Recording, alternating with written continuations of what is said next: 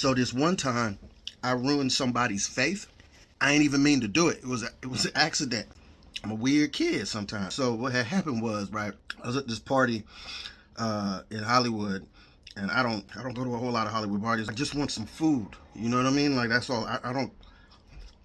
I'm an awkward dude. You know what I'm saying? Anyway, this dude and this chick came up, and they were talking to me because I was by the desserts. I had great desserts. Got a blueberry cupcake there. You don't find those a lot of times. Anyway, but this chick and this dude came up, and we were talking about the cupcakes. They were like, so what do you do? And I was like, I'm a comedian. And they were like, oh, that's cool. Our church group has comedians come in all the time. And I was like, oh, that's cool. And they were like, you should come do comedy at our church. And I was like, I might not be the best one. I be cussing. You know what I'm saying? Like, I be cussing. They were like, oh, no, it's okay. Like, you know, we're tolerant and stuff like that at our church. You know, we might be able to do something. And so we would start, we start chit-chatting, you know what I'm saying? And then the dude was like, are you Christian? And I was like, no, I grew up that way, but I'm not no more. But no disrespect. I was like, but hey, do you and stuff. How could somebody convince you to come back?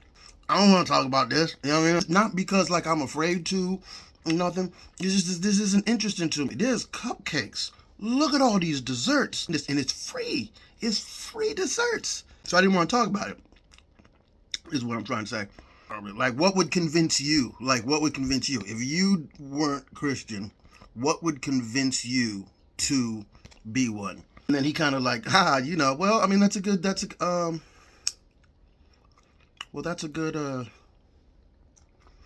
I saw on his face that he had never, like, posed a question like that to himself.